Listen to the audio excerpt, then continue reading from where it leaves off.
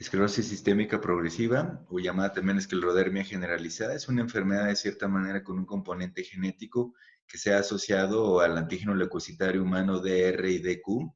En el DR va desde el 1 hasta el 5 y en el DQ en el A2.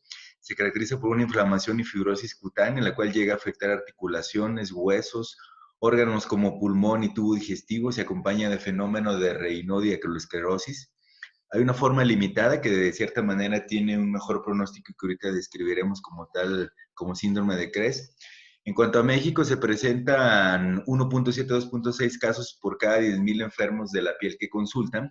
Afecta de cierta manera a todas las razas. Hay un predominio de cierta manera también con una etnia norteamericana que son los indios Choctaw.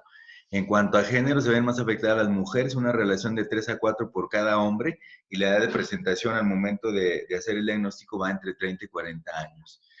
La fisiopatología prácticamente muy resumida es un paciente que tiene una predisposición genética, el cual recibe un estímulo ambiental que estimula su sistema inmune, el cual va a tener de cierta manera una sobreexpresión por predisposición genética, sintetizando citocinas y llevando a una sobreactividad de los linfocitos como tal.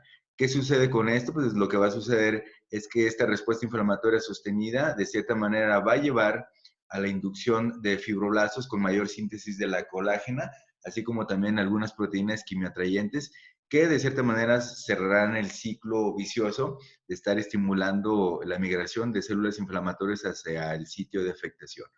Hay un daño endotelial, por consiguiente hay un daño microcirculatorio, lo cual explicaría de cierta manera por qué se presentan algunas manifestaciones clínicas de necrosis a nivel de la piel.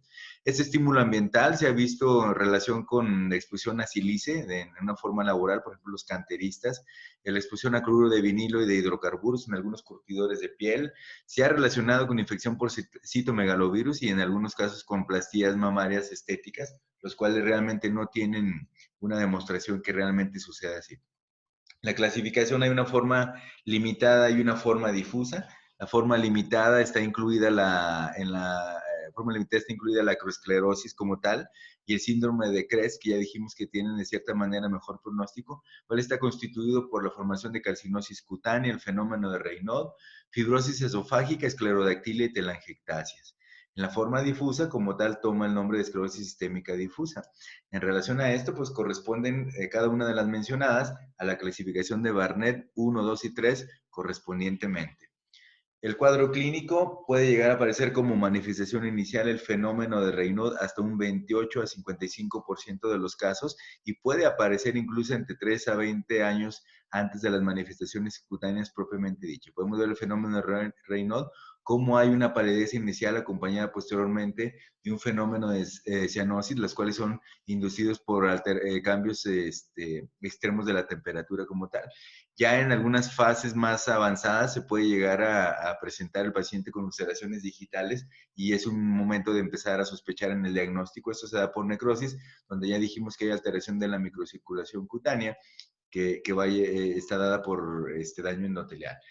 Hay esclerosis sacral en un 30% de los casos. Los más involucrados pues, son los miembros braquiales y el tronco. Se dice que hay 3 fases cutáneas en el aspecto de la evaluación de esta enfermedad. En la primera fase, que sería la fase edematosa, la piel se ve dura y es poca elástica. En la fase de esclerosis ya la piel empieza a tomar un aspecto rígido y blanquecino. Y finalmente, en la fase ya atrófica, la piel se ve adelgazada y lustrosa. Este es el caso donde siempre yo pongo como ejemplo cuando se llena la piel con el pegamento de cola loca. Característico es encontrar la facies de pajarito, la cual se da por borramiento de los pliegues de expresión facial como tal. La nariz se aprecia de cierta manera afilada. Podemos ver aquí también cómo hay aumento en la membrana dentoalveolar, lo cual hace que se vea la boca cubriendo una encía bastante prominente.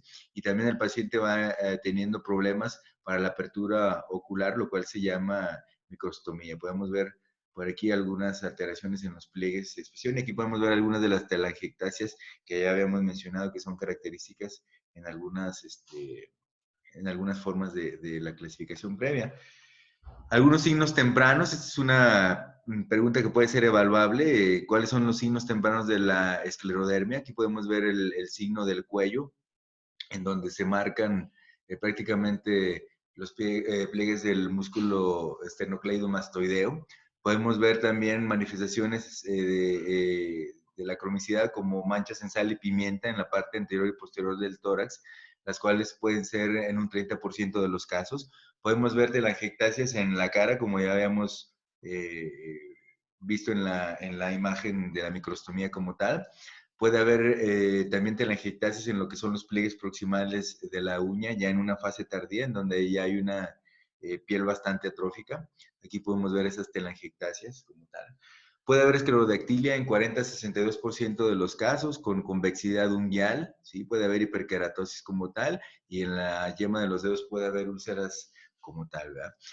Puede haber úlceras en miembros pélvicos también, ya en una fase ya más crónica de 7 a 10 años aproximadamente. Aquí podemos ver la carcinosis cutánea, que es una de las manifestaciones del síndrome de Cres. El paciente se queja de artralgias, pueden quedar como secuelas anquilosis de las articulaciones, puede llegar a dar la garra, el aspecto por la anquilosis de la garra esclerodérmica. Aquí podemos ver cómo los dedos ya prácticamente no tienen movimiento y adoptan esta posición. Puede acompañarse de debilidad proximal, sobre todo en la cintura escapular, por afectación en la musculatura, y toma el nombre de esclerodermatomiositis. En cuanto a la afectación de órganos, se puede ver afectado esófago y pulmón, lo cual se traducirá clínicamente porque el paciente empieza a manifestar disfagia inicialmente distal y posteriormente se puede llegar a ser generalizada. Puede haber tos, la cual es de características casi siempre seca, y el paciente, conforme va perdiendo la capacidad de oxigenación por afectación de los alvéolos que ya están de cierta manera esclerosados, puede manifestar disnea, y si hacemos oximetría de pulso puede tener desaturación de oxígeno. En cuanto a la afectación del esófago, es distal, eso es importante que lo sepan. Aquí está en una serie esófago gastroduodenal cómo se ve este pico que forma el pico del oro como tal, ¿verdad? Puede el paciente desarrollar divertículos por alteraciones en el tránsito intestinal. En las fases más tardías es una de las principales causas en México de neumopatía intersticial, que finalmente degenera una fibrosis como tal. Puede haber compromiso cardíaco y renal. Los síntomas constitucionales principalmente son pérdida de peso, astenia y adinamia. Los pacientes pueden llegar a manifestar fiebre también. De las complicaciones, pues son síndrome de ojo seco. El síndrome seco es el síndrome de Sjögren por alteraciones pues, ya en las glándulas que están relacionadas con la formación de lágrimas y saliva. Puede llegar a ser parte del síndrome de sobreposición o enfermedad mixta del tejido conectivo cuando se acompaña de lupus sistémico, de artritis reumatoide y dermatomiositis. Se ha relacionado con algunas neoplasias como sería CACU, así como también algún cáncer pulmonar o cáncer de mama. Mortalidad perinatal de 4.7% en las mujeres que llegan a tener hijos. En cuanto al laboratorio, lo más observable en la esclerosis sistémica progresiva, los pacientes tienen tendencia a desarrollar anemia en un 10 a 29% de los casos. Obviamente, en base a la evolución que tengan, podemos ver la morfología de esta anemia. Suelen cursar con eosinofilia en un 9 a 14% de los casos, y lo que más frecuentemente podríamos encontrar son rectantes de fase aguda aumentados en un 60-70% de los casos, como sería la velocidad de sedimentación globular, así como también el VDRL. Células LE son positivas en 5% de los casos, perdón. El factor reumatoide está presente en 17 a 41% de los casos. Podemos encontrar en las pruebas de funcionamiento hepático hipoalbuminemia. Podemos encontrar en 96% de los casos anticuerpos antinucleares. Eso es importante. Los pacientes pueden tener en un 20 a 60% de los casos anticuerpo anti-SSL70 o antitopoisomerasas, y esto se relaciona con un mal pronóstico. En cambio, cuando encontramos anticuerpos anticentrómero, que es en un 15 a 39% de los casos, se ha relacionado más con unas formas no tan generalizadas, como sería el síndrome de Crest, y esto se relaciona con un mejor pronóstico. Entonces, es importante saber quién tiene mejor pronóstico en relación a la forma de presentación. Puede haber por afectación muscular creatinina elevada en la orina. Si nosotros solicitamos estudios de imagen, podemos solicitar una serie esófago-gastroduodenal en la cual se ve alteración en la peristalsis como tal, inicialmente en la mitad distal del esófago, pero finalmente podría llegar a generalizarse como tal. Podemos encontrar hernia hiatal, retraso en el vaciamiento gástrico, divertículos intestinales, aquí podemos ver en esta. Como ya hemos mencionado, puede haber fibrosis pulmonar intersticial, con una capacidad pulmonar funcional bastante disminuida, que llega a ser incapacitante, y podemos encontrar también acroesclerosis. Criterios de clasificación, es importante saber que estos no son criterios diagnósticos, son los criterios que nos orientan a quién pudiera estar cursando con las posibilidades de tener un diagnóstico de esclerodermia. Tenemos en los criterios de clasificación los de esclerosis cutánea típica, los cuales pueden ser solamente esclerodactilia o bien puede ser esclerodermia proximal en la cara, cuello, tronco, bilateral y simétrica, y esto constituye un signo mayor de acuerdo a los criterios de clasificación como tal. Luego tenemos criterios menores que son las manifestaciones cutáneas propiamente de la esclerodermia como tal, en las cuales encontramos ulceraciones digitales, edema bilateral de manos y pies, puede haber discromía, como ya habíamos mencionado, las manchas de sal y pimienta, puede haber telangiectasias, que ya dijimos que es en la parte distal unguial a nivel de miembros torácicos, o bien puede ser el fenómeno de Raynaud. Todos estos constituyen criterios menores, ¿sí? Entonces, puede haber manifestaciones viscerales, de las cuales también son criterios menores de clasificación. Entre ellas están la fibrosis pulmonar, la disfagia esofágica baja en las formas un poco más tempranas de la evolución. Puede haber hipomotilidad esofágica cuando se hace una esofagografía como tal. Cuando se hace una manometría, pues alteraciones en el esfínter esofágico inferior como tal. Podemos encontrar también en los estudios de imagen divertículos, como podemos ver en este estudio de imagen como tal.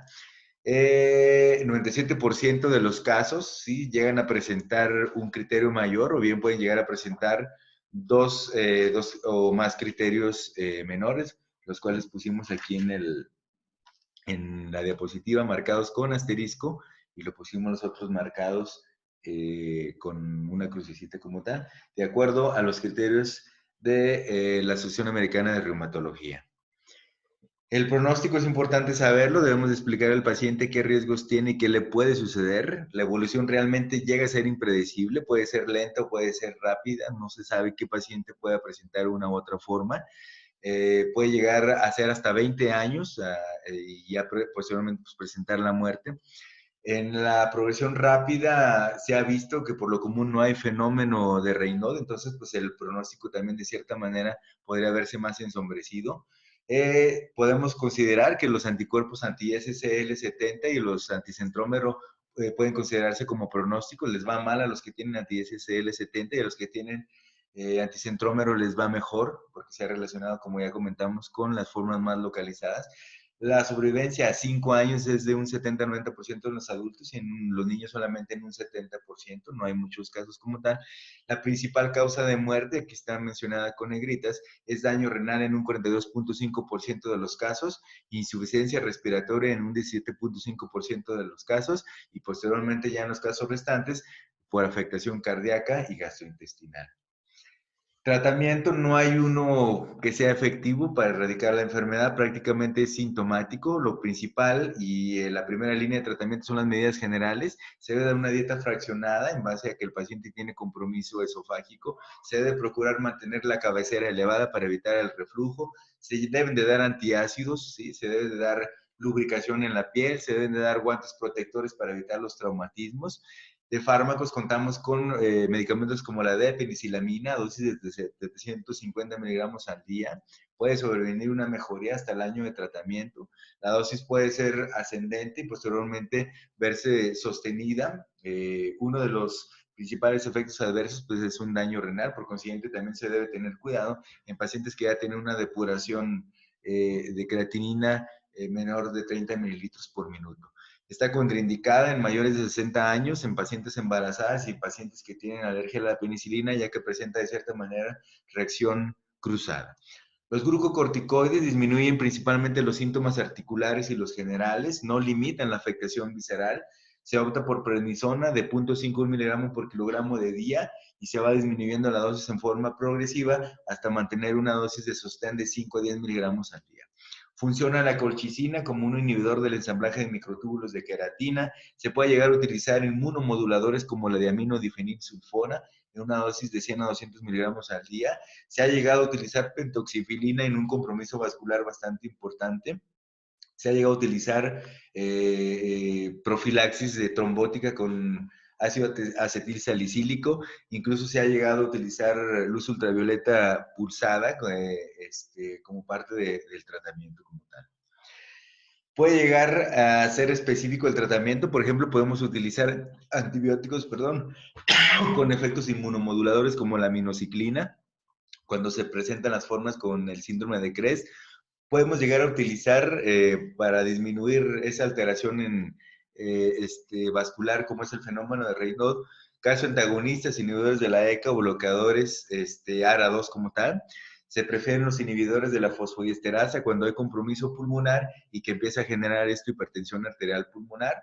Y en el caso de que el paciente empiece a manifestar datos de daño renal, se puede llegar a optar por inhibidores de la ECA siempre y cuando no haya una contraindicación, ya que los inhibidores de la ECA, pues de cierta manera, en base a la función renal, pueden llegar a ser nefroprotectores o nefrotóxicos.